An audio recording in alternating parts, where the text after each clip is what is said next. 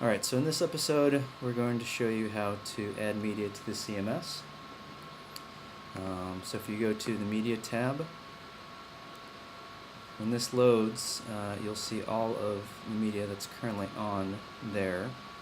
A few things to note on the Media tab. If you want to filter, like say you're looking for particular sermon or particular image, you can go to Filter and filter by audio, document, image, video, or whatever. Also, the CMS provides a live search type of feature.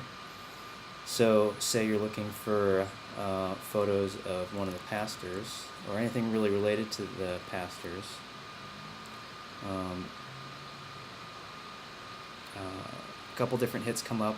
The pastor's profile pics, one of the secondary rotator images for the or secondary header images for the pastor's page. So this is a nice quick way of finding media that's on the CMS quickly, if it's correctly tagged with the right keywords and whatnot.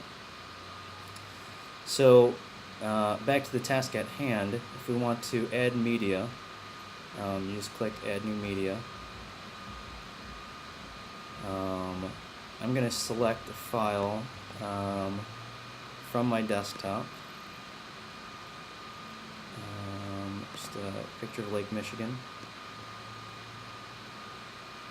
And this is the important part.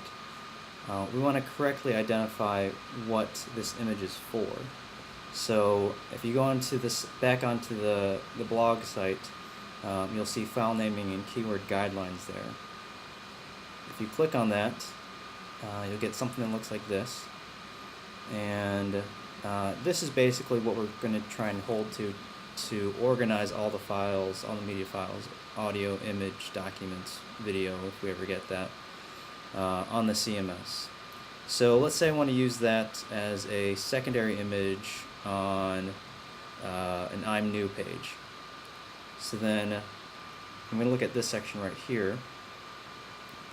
I'm going to use it as a secondary image. Let's just pretend I've already resized it for the right dimensions. This is going to be my file name. It's going to be secondary, and then something like I'm New or I'm New Here, and then the image name description. So I could write Lake Michigan, boat, lake, something like that. And then these are going to be the keywords that I want to use on there as well. So I want to write secondary image so that whenever people search for secondary images, they can do that by using keywords. And then I also want to write down the page that it's going to, so I'm New or I'm New Here or whatever. Then also the image name descriptions. Basically, all the information that you have in the file name, and then maybe some other things that you want to tag on there as well. So I could put boat or whatever. So let's go ahead and do that. So I'm going to have secondary underscore I'm New.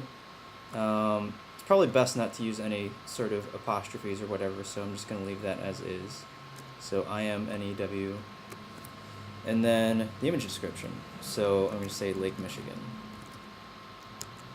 And in my keywords, I'm going to have secondary image, comma, I'm New Here, comma, and then whatever else I want to put on there. Lake Michigan, boat, I don't know, water, if you want to go by themes or whatever.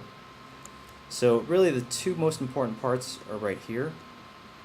Identifying the keyword as secondary image, and then also identifying what page it's going to, just for ease of organization's sake.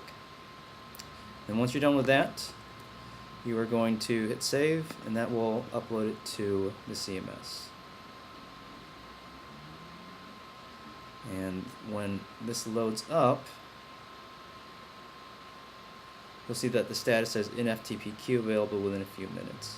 And usually this preview pane here will be filled in with what the picture actually looks like. So that's about it. One last thing I wanted to mention was that worked pretty easily because it was a small picture. When you're doing stuff like sermons and you're adding sermon media, then it's going to take a little bit longer because sermons will hopefully be only between 20 and 25 megs. And so depending on how fast you're uploading, that could take a while.